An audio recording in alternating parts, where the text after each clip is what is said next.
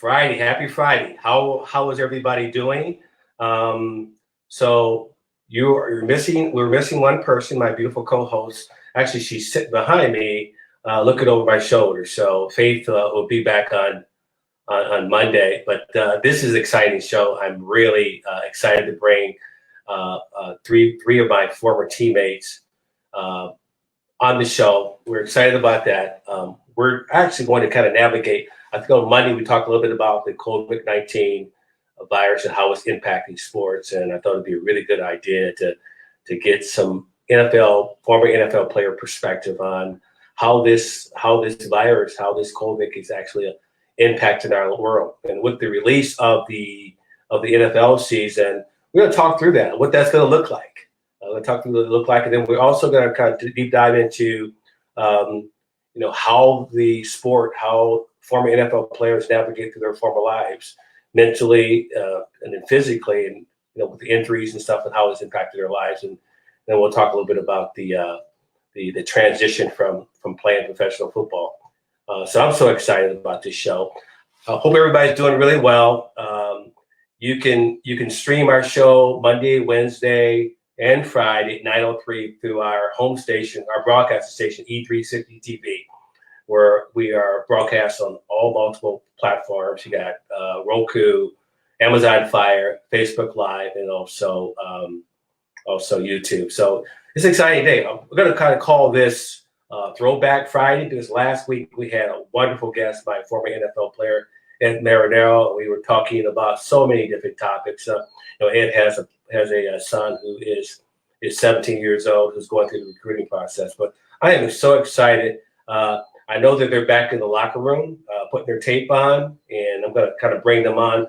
Now, we have two of the players. Bobby Jackson is still trying. I think he's having problems. I think he pulled a muscle, warming up, so he's back in the locker room. But I'm going to bring them on. I'm going to bring on first number 29. Let's start at right cornerback. I'm going to bring on Johnny Lynn. Johnny, how you doing, my friend? Good, Shafe. Good. Doing man, bad. Happy to have you on, man. Be on. Yeah, so happy to have you on. So what's going on with you? Retired life. Retired life, right? So let's talk to you. I mean, you were drafted in 1979. I remember, I think we played 2 years together in the secondary. I think you played for the Jets from 1979 to 1986. But the biggest part of your professional career is a coach. From 1994 to 2017 with the Tampa Bay Buccaneers, with the San Francisco 49ers, New York Jets, New York Giants, where you were actually the defensive coordinator, finishing up with the Ravens and the Eagles. So, tell me how you doing, my friend. Well, great. I got one more too, because I went to Denver in 2016. Denver, okay. Yeah. So how many years total was that? We're coast to coast. Only West Coast was in Oakland, San Francisco twice, in Tampa, Philly, the Giants, Baltimore on the East Coast, and then I ended up being landlocked in Denver. But it's been great. That allowed me to retire.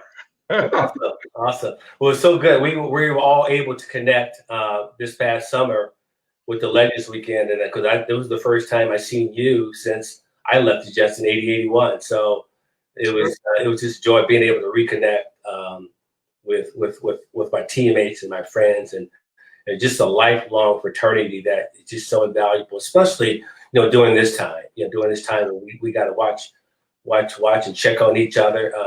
Fortunately, I haven't heard of any of our former players that we've lost yet from the virus. So that's knock on wood. That's a really good thing, right? Yeah. Right? So I'm gonna bring my free safety, because I was a strong safety. You a left quarterback or right quarterback, Johnny? Right quarterback. Played the nickel. That's when the nickel was coming in. The nickel back, yeah. I'm going to talk a little bit about a hit that you made on a tight end one time. The final part of our show is going to be the fun part of the show.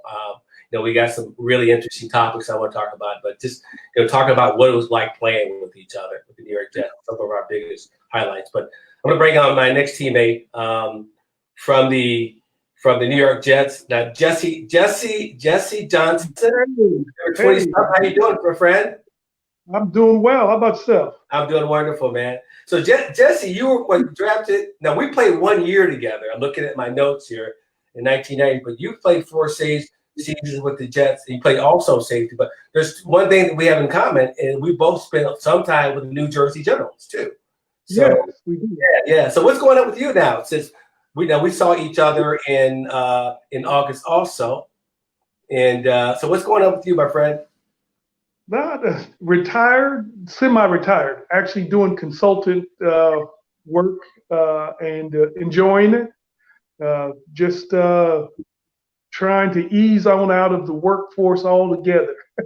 Okay. And but I'm enjoying supporting Altria's operating companies right now from a consultant perspective, getting them the proper guidance to meet their regulatory requirements for their consumable products that they make at these operating companies in Tennessee and Virginia and a few other locations. So you have one of those jobs, and I can't even figure out what you do. I mean, it's one of those complex jobs, right? Yeah, kind of complex in understanding the regs that the federal government puts out and getting them to translate those regs to meet so that they can meet them and not be given a kind of a citation kind of thing when they don't meet the intent of it, when an investigator from the FDA comes into one of their facilities and conducts an investigation. And but it's one of those things where knowledge is power. Right. It truly is. And understanding the processes of getting people to engage and focus. That you talk about family, faith, faith, and focus. Focus is so incredibly important. Right. This is one of those things where when I go into the facilities, I kind of demand it. I demand it from the vice president all the way down to whoever's impacted in their hourly rates, just because you don't have time to keep recycling. It's that mental capacity, that thing that you learned early on, that if you have mental mistakes, you're not going to be around long. Right. We learned that on the field, right? On a cover two, right? We learned that on the field. Of course, obviously, Johnny being a coach for many, many years, you know how important it is. But let's kind of dive into our first topic. Let's talk about what's going on today with this pandemic. And I know both of you are out on the East Coast.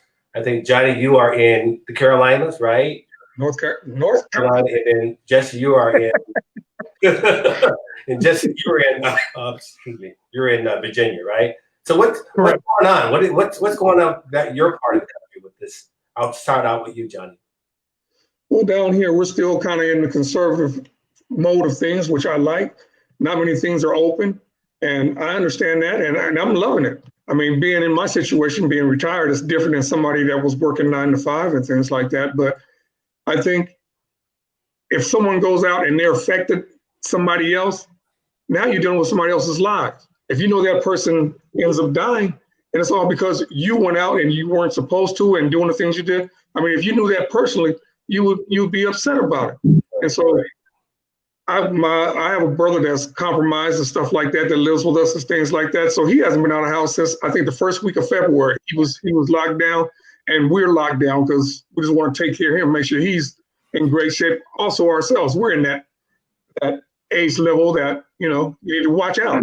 Right. So, no, you guys. I'm a little bit younger than you guys, so I don't. It's not impacting me as much now. Okay.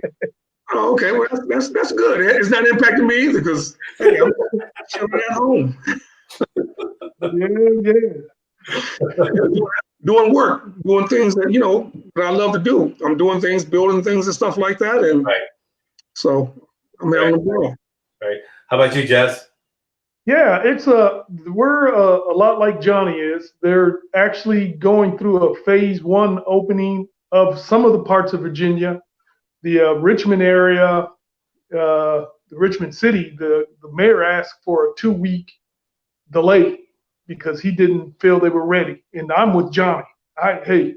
I'm all more conservative opening the better because of the impact that Johnny made a really critical statement here. He said, it's the impact you can do to others that you're unaware of. And after we've got close to, I guess, 85,000, 86,000 deaths here, if the person that spread the virus to the person that died could know it, that would impact this nation more greatly. Because then there would be a direct connection to some loss from somebody else that you cavalierishly or accidentally passed them the virus and it took their lives. So you can't rush back. Yeah, so knowing that, okay, you know, the NFL just released the schedule. And you know, we all obviously probably the first thing that went in our mind is, what is this going to look like?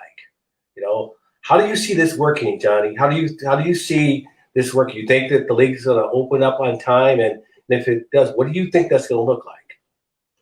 Well, I would hope they would. Right now, as far as players are concerned, they're in meetings and stuff like that, similar to what we're doing, and just trying to learn the playbook and things like that. Then it's a matter of them working out. I mean, they probably have their workout people going through some of the same thing, but you know, hey, you gotta get out there on the field and run around and get in shape.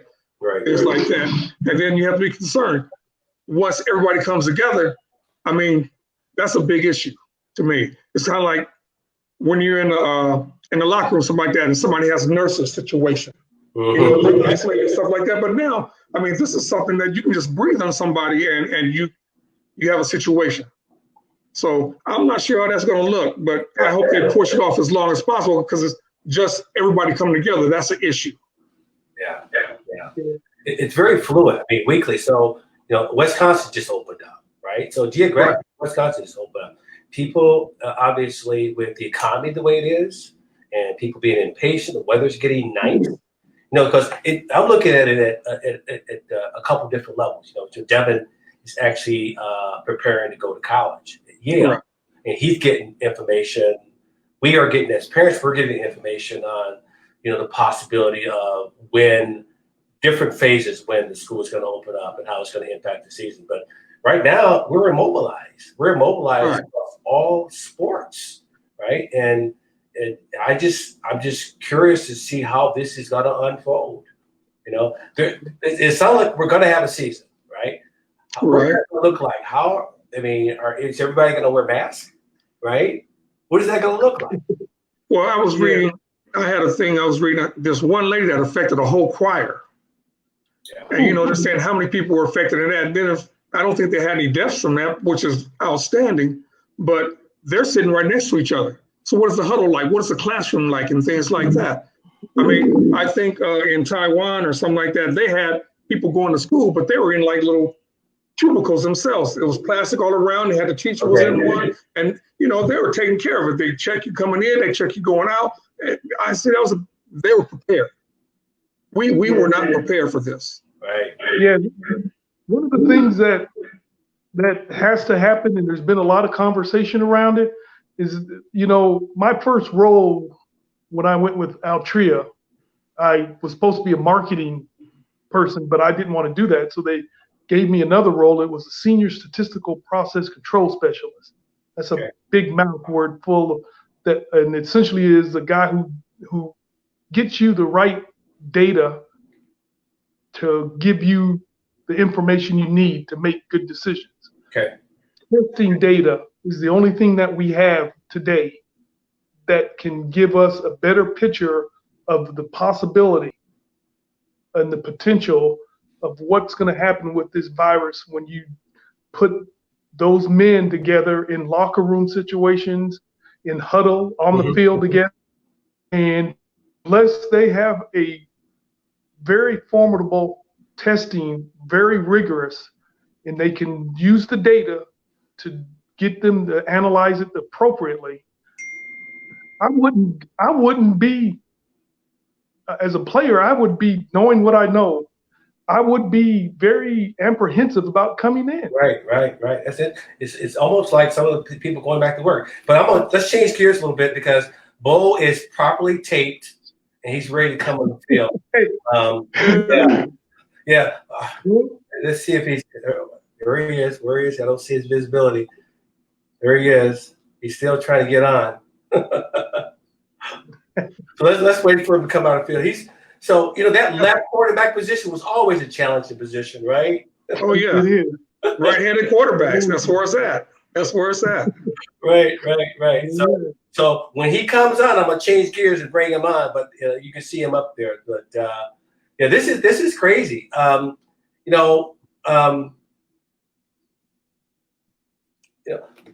The economy, the impact it's having on the league.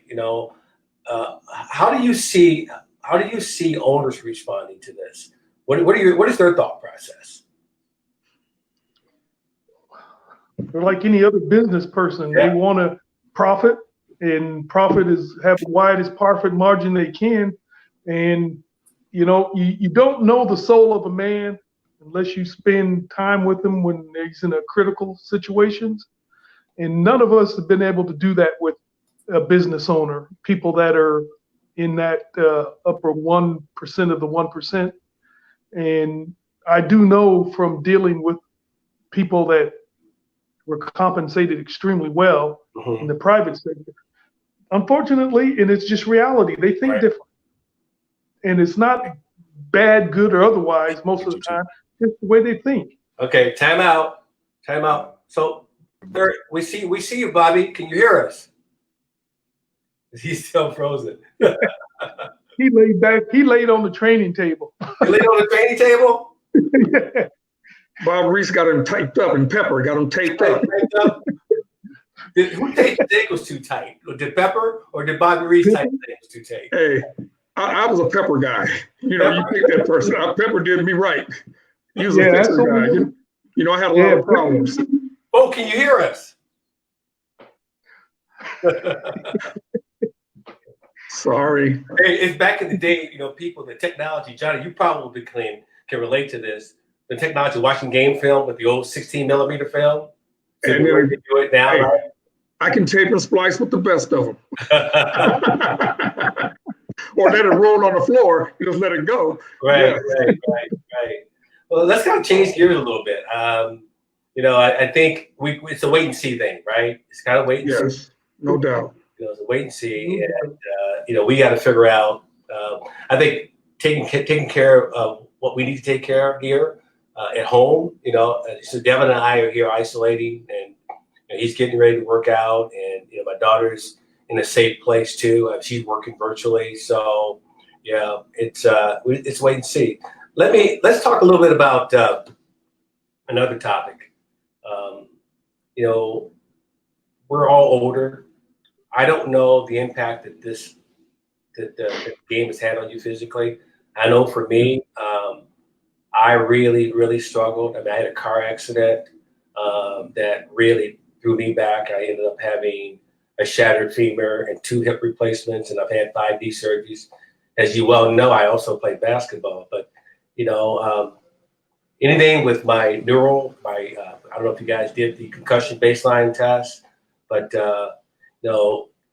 I had my family later, so they kind of saw the residue of what a lifelong playing in the NFL, playing sports, and how it kind of impacted me physically. I don't think because I was so spiritually based, I don't think it impacted me, as being a dad. I think I had a family at the right time in my life. But maybe Johnny, tell me a little bit how you survived, and did playing in the NFL, coaching in the NFL have any kind of impact on you and your family, your kids, physically or mentally? Well, number one thing is it's just a blessing. I got drafted 4B. Jesse was drafted the next year right after me at the same time and stuff like that. It's a blessing to be in the situation to play and things like that, something that you enjoy. It's kind of like it starts off that, hey, I'll do this for free. But obviously it changes once you get to that business aspect. You get drafted, you go to a team that, you don't have a choice to go to and stuff like that. We all played into that situation because there was no free agency really at that time. And then now things have progressed. I'm laughing at the time. I was just thinking about when me and Jesse, we were doing during the strike year, me and Jesse was doing, or we were Glazers. You know, Lasers, yeah. yeah, man, we was up there putting windows in and stuff like that. That hotel that was right next to Nassau Coliseum right there, we put the windows in that. We were all over Long Island just trying to work during the strike time because, you know, we didn't make the money that people are making now. And so it's a different situation. But we've grown. My body's, let's say, from my neck to the left side, not in good shape at all. My brain is not there, but I've had about a total of 10 surgeries. And I had 9 surgeries. I have to get one more. So I've had 2 on my neck, for one more for my neck, and then I have a shoulder. I have 3 times in the left knee. So that side is done. The right side's in great shape. So, hey, I'm not complaining at all. Yeah. But, you know, every day is painful. That's all, you know, just live with pain. Right. I mean, you learn to function in dysfunctional pain, right? Absolutely. It's just amazing how much we are able to endure. And I'm going through a program right now, GH Fit Lab, where they're isolating my muscles, full contraction exercises. And it's been a miracle where I'm able to rejuvenate and heal each muscle individually. Yeah. And because what happens, that atrophy sets in, you lose that muscle mass. And, you know, you're in so much pain that you don't want to work out, right? Yeah. But with this program, I'm able to, one muscle at a time, bring it back to life and then continue to rejuvenate. So thank God with new technology, there's things that we can do as older former NFL players that continue to have quality of life, you know? Yeah. How about you, Jess?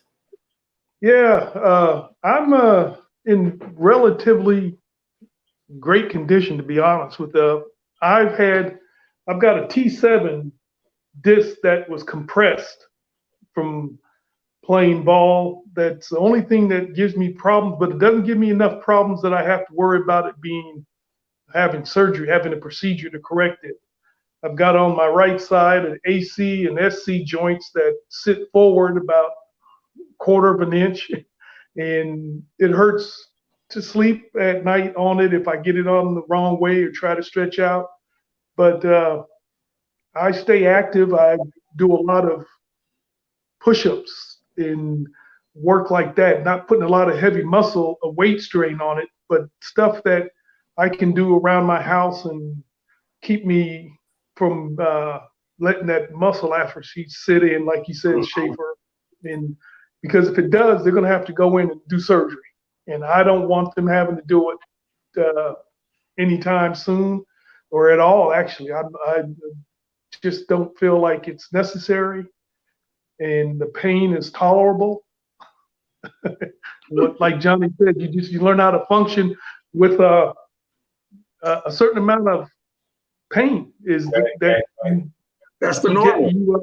You understand you bargained for that in your later life. You didn't understand it as a young man playing ball. You didn't, but now you do know what the bargain was and the cost is for each individual. And for me, I've been blessed. I did do the baseline for the concussion protocol, and the doctor that performs them in this area had performed 100, and he said I was only one of 2 people that he could say I did not have to worry about a thing. Well, so you ever hit anybody when you were playing football?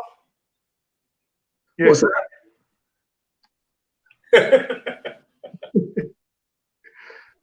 Wait a minute. Bo, are you there? Bo. I'm back. Oh my goodness. He came back in. Wait, what was Man. Were you taping your ankles? Bob? No. Right? I was in update hell, man. My phone started updating on its own. So I had to get off my phone and I put it on my laptop. I'm on the laptop now. Awesome. How you doing, my friend? So Bo, let me back up a little bit. Okay, this is kind of neat because we can kind of change. Like I know you've been listening a little bit, got to change gears, but tell me what's going on with you right now, my friend. Well, let me give an intro first here. So Bobby, I would say officially was my first little brother. Right, we bonded. Bobby played quarterback in the 6th round draft pick out of Florida State. I had the honor to play with him for 3 years. I think you're tied for 6th all time in just interceptions and 3 fumbles, 3 touchdowns. The one touchdown that I remember against Miami Man, that was sweet. And we'll talk about that a little bit later. But man, you know, to be able to reconnect with you guys, you know, after how many years has been just a wonderful thing. But one of the proudest moments that I've been able to share with Bobby is Bobby actually went back to Florida State, got his degree. He got his degree, diploma. It was a promise he made to his mom, and I tell you, it brings tears to my eyes. But talking about a proud brother, man. And you know, Bobby also has a book straight out of CME, and it's listed on Amazon.com. But Bobby, you know, that of all the accomplishments, there it is. Of all the accomplishments, and you know, a lot of the former players have gone on to do some wonderful things. You going back and getting your degree to a promise to your mom has been just heartwarming. So, why don't you want to share a little bit about that really quickly? Like I said, Shafe, it brings tears in my eyes thinking about it, man, because some of my former teammates came back. Leon Bright, who played with the Giants, Bobby Butler, who was my backup at Florida State, came. Earl Humes, who was not a pro player, but he was the first corner that I played opposite when I was a true freshman. He was a senior, starting opposite me, and got hurt the very first game against the University of Pittsburgh. He did, and Lee Nelson, who's the only white cornerback that we had, started, and Lee's a beast. He played for the Cardinals for about, I think, 12 or 13 years. So, but just getting back to that day, man, it was just a combination, all the work that I put in, and I was, first of all, I held myself accountable because I spoke it and I told somebody that I was gonna do it. So now I couldn't go back on it. So I did that on purpose, bro. I didn't want to keep it a secret. I say I'm going back and get my degree. And then now that I put that energy out there, I had to do it. So, but it was 42 years later. But it's done. Since I left Florida State, that I went back, walked across that stage, shook the dean's hand, and got my degree with my friends in the audience. My daughter was there. One of my son, Ashawn, he goes everywhere I go. Right. But it was just, I can't describe. I still don't believe I did it, bro. It haven't even been a year yet. But the thing is that I was thinking, just like playing in the secondary, if I don't do my job, I let the whole secondary down. Right. So I felt I owed you guys, you know, the promise that I said I was going to do. I kept seeing your faces and what y'all would think of me and blah, blah, you know, and that's why I would say, how are they going to, when the news came that okay, congratulations, I was like, wow. And once that I could share that with you guys, it was just worth the 3.5 years. 42 years later, that I remember calling you, man. We talked often. Go, hey, I gotta go study, man. I gotta go study. You know, I was thinking, my God, I cannot even imagine trying to go back and get my degree after those many years. But I'm so proud of you, man. Appreciate it, bro. So, I want to bring you up to speed a little bit. You know, we talked a little bit about the pandemic. What's going on? So, you're actually in New York, right? Mm-hmm. Talk to me a little about what's going on in New York with this pandemic and how you are holding up. Well, hell, they beating the hell out of black folks up here, man. You ain't social distancing and all that. They are beating your butt. Yeah. And but out here, I just felt like when people say, "Man, New York is the hotbed," and I was like, "Well, I don't feel that because I was secluded with my family. We had a house. By the way, if we had a house fire in July, so we've been out of our house since then. So we were living in hotels, and then we moved to an apartment. Now we're back in our home. So it was kind of crazy, you know. The hotel was feeding us every day, and so forth. And then all of a sudden, you can't go in the cafeteria. It was just crazy. But right now, you know, I'm a park director at one of the major parks here in Freeport area. And I'm basically a babysitter of the park, man. A few people come out and work out, walk around, but all our facilities are closed. Mm-hmm. And but the thing is, it seems like in New York, they think the pandemic's over, and some people aren't wearing a mask anymore. Some people haven't stopped. They've been partying, and it's crazy. I'm still going to social distance, but Cuomo has done a great job informing everybody about what's going on here. and I feel comfortable that he has the right strategy. Unlike the guy who sits in the Oval Office, he don't really care. But the bottom line, this whole pandemic, has taught me to go back to things that I've done as a kid, man. Like going back to growing our own food. My wife have a garden anyway, but it's just putting me back in touch with the things that I thought was old fashioned is still pertinent right now. Okay. It made me think about what's dear to me, what's important to me.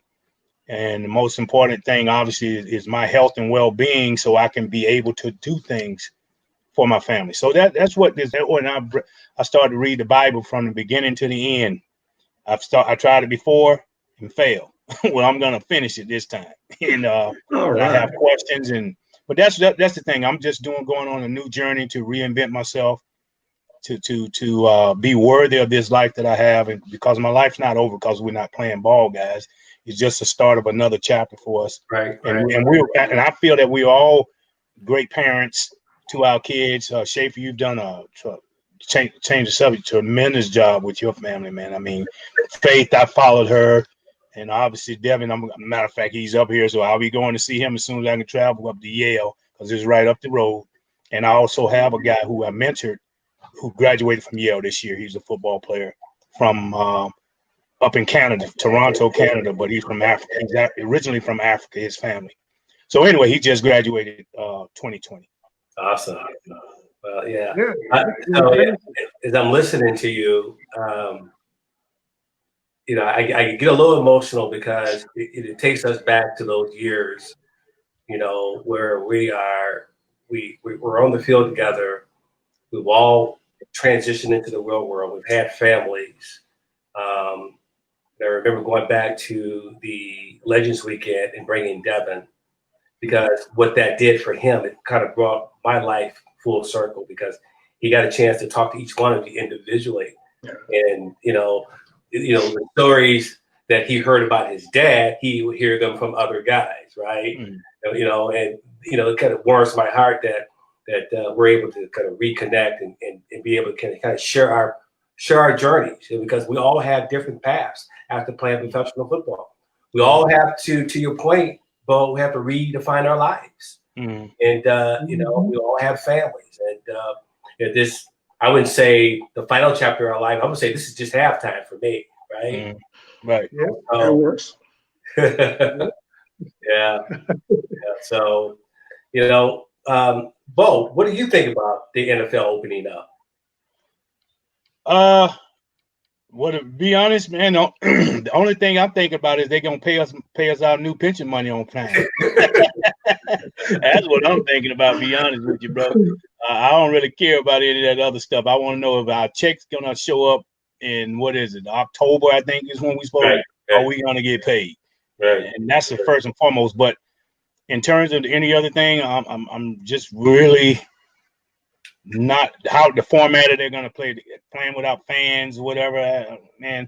Or I don't really know how they're gonna do it, but I'm not really anticipating following football. I don't follow it as much anymore. I do watch, yes, obviously, but I'm not a fanatic like I used to be. It was football or nothing else.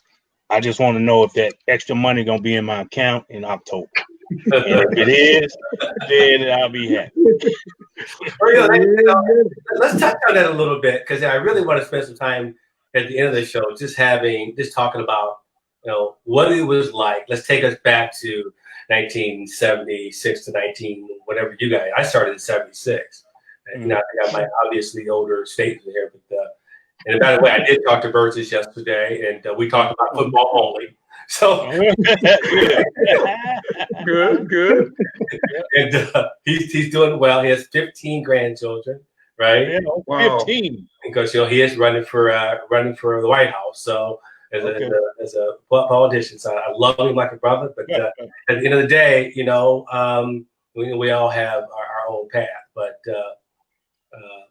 let's talk a little bit about that collective bargaining agreement. So, Johnny, from your perspective, playing in the league, but also playing a coach. And I don't know, how many years did you get vested, Johnny? 8. 8. Yeah, I got Jake, 8. how many did you have? Don't they count some of your coaching years also? No, that's different. That's different. Yeah. Oh, So I got a total of 29 years in the league, Wow. right. but 8 That's playing. your jersey number, man. That's just That's right. You wait. Thank you, Shay. Big room in the No, hey, background, wait a man. minute. Thank you, Shay, because I used to wear 23 in college. Right there, man. And so I wore 23 in college, and Shay has it, so I can't get it. So they gave me 29, so I'm good. Hey, I ain't arguing over no number. That ain't got nothing to do with it.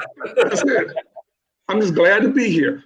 yeah. Well, I tell you, from and a lot of people don't understand, once we stop playing, our healthcare stops, right? Yes. Fortunately, a lot of us was able to transcend into corporate America, with my wife Sue. She had government insurance, but I mean, it was, it was challenging, So the league is, I think, making progress. I mean, there's obviously benefits that we have today through the trusts and through the NFL former players that we have today that we didn't have. But this pension is the beginning of the start of trying to make us whole, right? John, Jesse, what's your take on that?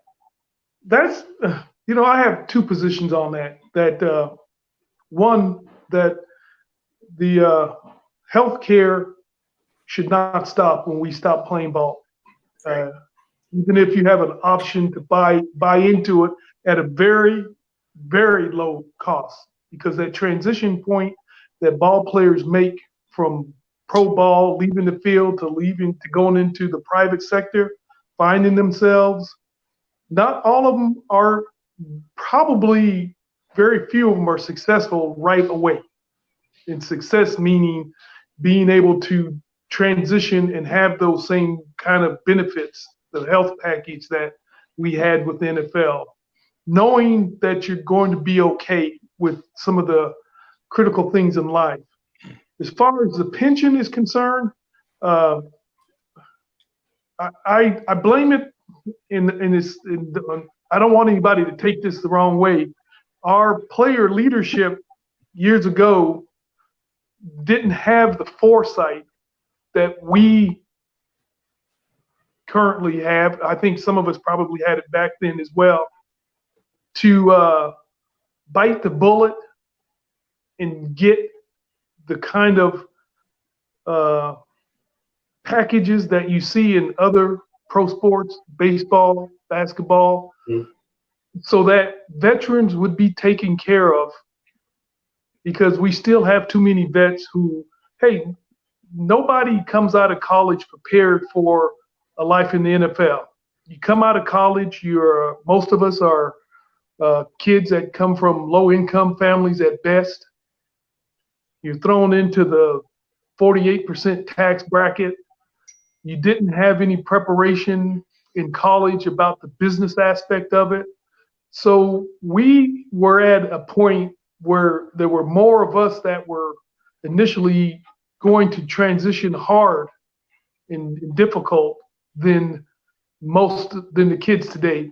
Right. Aside from the amount of money that they're making, the compensation that they're getting paid is there's no way they should be failing. But it is so different. It is so different. Yeah, but I don't like the idea to see ball players struggling that were of my era, our era. I know I was very fortunate, and I was recruited by Altria, got into a company that was making an astounding amount of money and paying people a very good money. And I was making more than I was playing ball when I went to Altria. That kind of picture that, and that doesn't happen with most of us, our brethren. Right. And I really wished that they would take a step back at these collective bargaining agreements and say, hey, we're going to plug in a package for these vets so we don't have to piecemeal and give them bits and pieces, because unfortunately time doesn't wait for nobody. Right. We're all going to be gone. And this league has made a lot of money off of our backs, our injuries, our necks, our shoulders, our knees, our hips, our feet. I mean, we gave when the love for the game was greater than the compensation for the game. Right, without a doubt. I mean, we played at a time where, I remember, I think the first Legends weekend that I attended, Darrell Revis was there. He got a chance to talk to me and Devin. And I told him how we got paid, that they would put our checks out on the table. And one guy would take the checks and take it to the Hempstead Bank and cash them and bring them back. And he was just blown away because he was making $20 million a year, right? Yeah. So it's definitely, we all played around that time.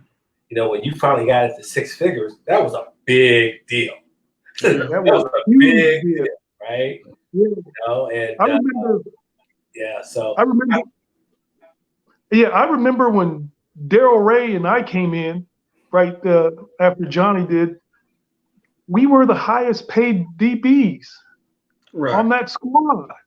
Don't remind me. I found it unimaginable. You guys were sharing up, but still, no one was in six figures yet. I don't think. No. Nobody was. Yeah, I think we have to understand that time period, that fight that's why we went on strike. Right. Because there was no minimum salaries. I mean, both of us made all of us probably, well, Jesse, you weren't because you came back and you're making more than us. But I think we all started somewhere in the 20s or something like that. Yeah.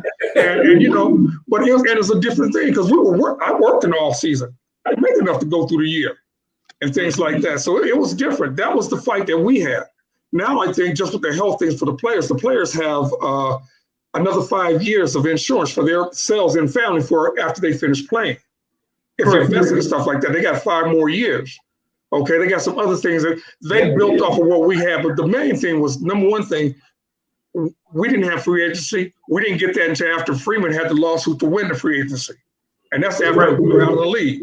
Okay, but we couldn't go any places and try and bring your price up. We're the lowest paid and had the hardest job to do. Now it is better. So now they can fight for different things. I mean, I like the bump that we're going to get for our players' pension and stuff like that because it's not enough what they pay us. But, hey, I love the bump.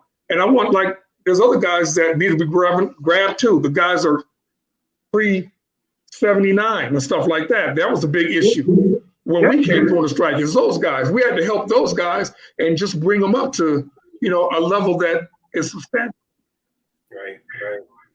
It's very, very different. It's kind of hard to watch the behavior of some of these guys. Now, we had our, but just not having a level of respect for the game, for the guys who paved the way, right? Who actually paved the way, especially African American football players who actually paved the way. I mean, just and I wish that today's players, and you have a few of them that are doing a wonderful job of embracing a level of respect for the game. Because again, we're making 20. I think I was 30, 35, 40. I couldn't wait to get my 1976 Grand Prix with the honeycomb wheels, man. Dude, Bojack helped me. Well, when Bojack signed again, I said, hey, I want to just make some what he's making. And that's what helped me. I mean, Bojack. Hey, we'll take this as no disrespect to our brother 48 who took Shafer's place once they separated him from us, Kenny Shroy. I love Kenny like a brother. We had some disagreements on the field in terms of his acumen, but I remember when I got signed that new contract, Johnny. First of all, I came to minicamp and then I left. I practiced one day and then I left. I said, man, I ain't doing this. I'm leaving. Right. And they finally, Roy and them brought me in, not Roy, Kinsel, them brought me in, and Roy, and gave me my, after I disappeared and gave me my new contract, and he hit me on my back so hard, it was really like, a punch. Oh, yeah. And so, but then I found right after that, they called in number 48 and gave him a raise because I got a raise. He didn't even ask for it. And I'm like, not now. I don't count nobody else's money, but I'm saying, why was that necessary? Why did I have to go through all of that to get what I deserve, what I thought I deserved? Right. And yet they'll bring somebody else in and give them a raise automatic to bring them up to somewhat what I was making. I was like, so I understand the game. You know, I don't like to count anybody else's money. That's not what I was doing. I see how politics works, and it's still alive and well, man. You know, in this world. But once again, I enjoyed my matter of fact, when I found out y'all were making more money than me, I wasn't mad at y'all. No. I wanted y'all to give me some of that money, man. That's why I had you. That's why I had you to come stay with me for a while, so I can get some of that money back from you. Hey, that's one thing about a team. They took That's over one thing about a team, I think. With the band, right? Well, the thing that I thought we had special in the ghetto, which we called it, was that everybody knew what everybody made. Right. Yep. We all talked about it and stuff like that, so we could help each other out to get better. And that was taboo at that time. Do that. Right. And so, That's right. Johnny brings it up. A good point. They were telling us you can't share this salary information with any teams. We blew that crap out the water. We said, no. Well, Wesley was the first person. When I saw one of Wesley's weekly checks, and I saw mine, I started crying, man. And I was like, I got to cover this guy every day in practice, and I think I'm doing a decent job, and he making this much more money than me. Right. Wow. Hey guys, let's kind of change gears. You know, I want to spend the final portion of our show just talking about us. And what was it like? What was your favorite memories when we were all together? I mean, Bo, what was your highlight? What was your favorite memory other than scoring your touchdowns that we could all connect with? Well, obviously, you know that when you talking about personal stuff, real quick, that Minnesota game couldn't.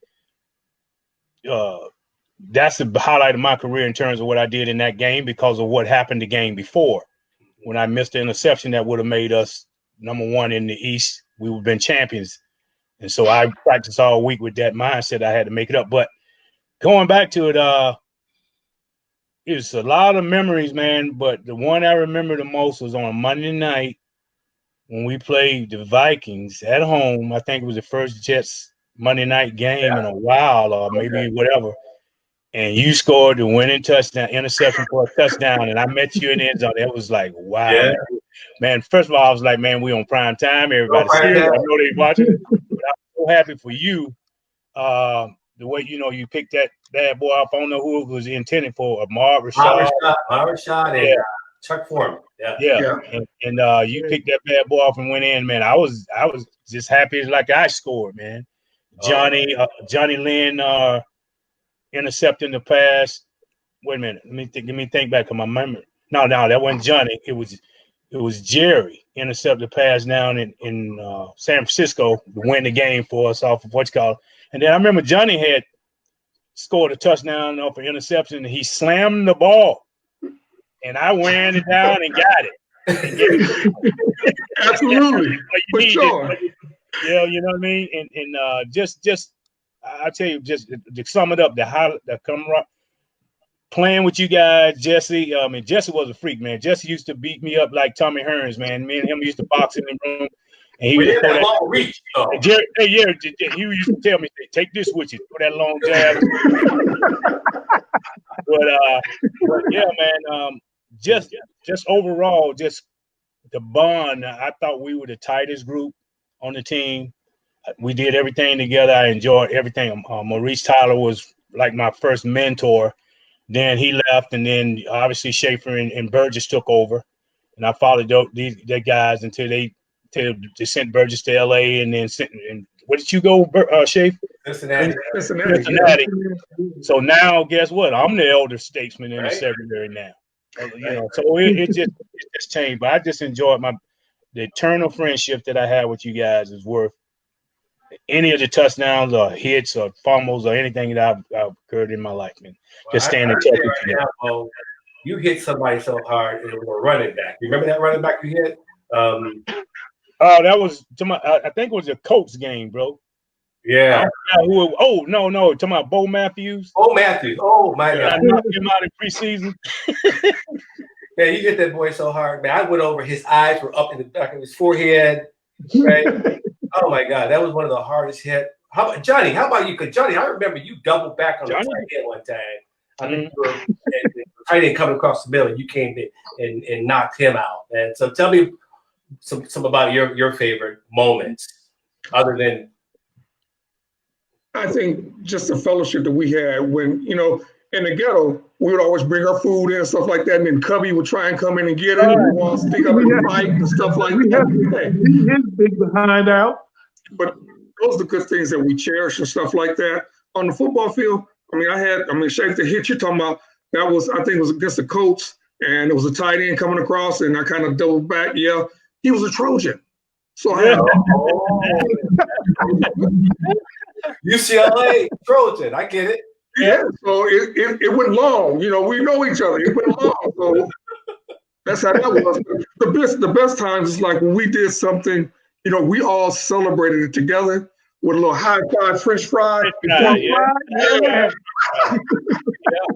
But it was good. It was good, And hey, we earned what we got. We earned our stripes.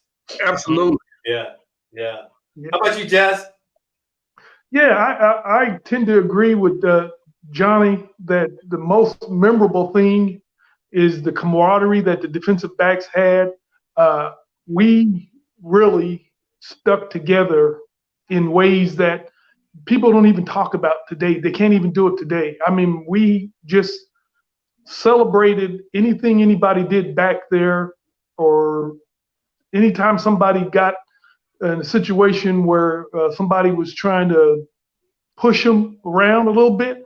We were like bees. We swarmed too. We didn't care what the flags were going to fly. We didn't care what Walt Michaels was going to call us when we got to the sideline. We just got in, and that ain't going to happen. Not with us. We got too many of us, and we're all willing to take a few punches to make a point. Right. That's a bond that you can't describe, but it stays with you. And I made a statement when we were at the Legends thing that every one of you guys are like truly brothers to me.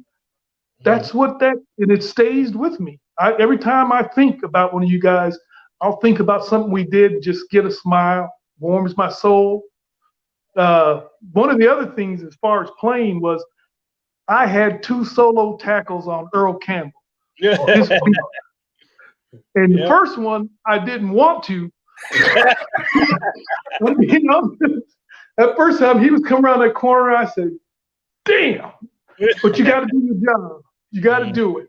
34-inch thighs, right? 34-inch thighs. Yeah. And rumbling like a Yeah. And a low point I had was that when we played Seattle out there in the Kingdome, I had a banged up knee, and they called some coverage where I was manned up with Steve Largent, and I knew I could force him to go out. I knew which route I wanted him to go, but I moved up too late, and they snapped the ball. I pushed off on that bad knee. It didn't react. I got beat, and I was so damn pissed with myself, because I thought I let the team down. That was why. And I knew better. I knew if I would have just stayed off of him, he was going to run a quick out. Mm-hmm. And I could have came up and stopped him, and they'd had to punt the ball. But I wanted him to run a fade route because I knew he couldn't outrun me. Right. He was one of the toughest receivers to cover. Absolutely. One of the best receivers to cover. He reminded me of, you guys were not in the league with Bolitnikov. I mean, just not very fast, very smart route runner. Very technical. So we don't have that much time, but then we'll go around the table. Who was the nastiest receiver you guys played against? Nasty. I almost that number 80 for the coach spitting in Darryl Ray's face.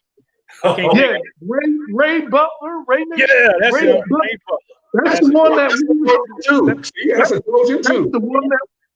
that That's the one that we had to get on. We had to take 2 flags for his ass. Did you take care of it?